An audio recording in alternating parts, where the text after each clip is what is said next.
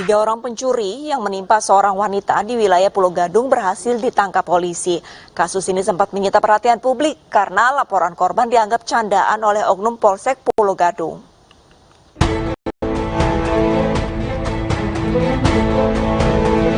Kasus pencurian yang menimpa Meta Kumalasari di Pulau Gadung, Jakarta Timur menemukan titik terang. Pelaku berhasil ditangkap polisi. Tiga orang pelaku berhasil diamankan Polda Metro Jaya, namun masih ada dua pelaku lagi dalam pengejaran polisi.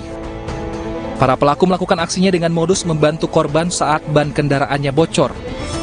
Dari keterangan pelaku, memang kerap mengincar pengemudi khususnya wanita saat mengendarai mobil sendirian di kawasan Jatinegara, Jakarta Timur.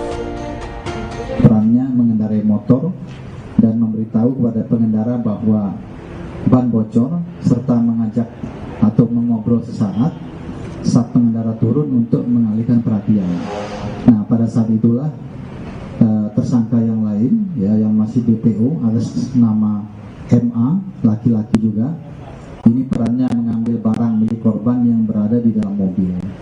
Kemudian B, laki-laki, perannya membonceng MA untuk mendekati mobil, kemudian mengambil tas milik korban. Pelaku dijerat dengan pasal 363 KUHP dengan ancaman 7 tahun penjara.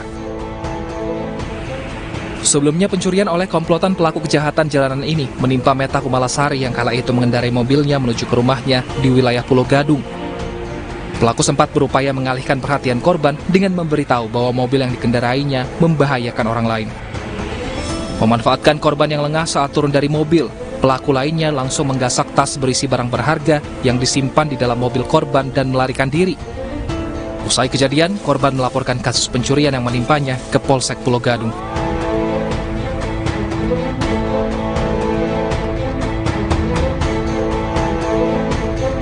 Kasus ini sempat menyita perhatian publik. Pasalnya saat membuat laporan, korban yakni Meta malah mendapatkan perlakuan yang kurang mengenakan dari anggota Polsek Pulau Gadung bernama Aibda RP. Tak terima dengan perlakuan Aibda RP yang mengucapkan kata-kata tidak menyenangkan kepada korban pencurian saat menerima laporan, korban lantas melaporkan kejadian tersebut ke Polres Metro Jakarta Timur.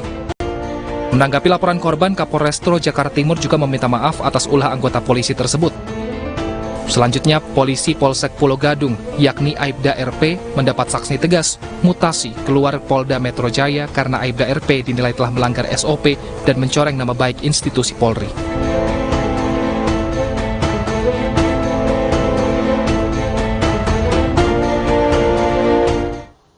Seorang ibu menangkap sendiri pelaku yang mencabuli anaknya karena laporan pencabulan sempat ditolak polisi. Polisi akhirnya menetapkan pelaku tersebut sebagai tersangka. Informasi ini sekaligus menutup program Realita hari ini. Saya Arlisa Hadi, pamit undur diri. Terima kasih dan sampai jumpa.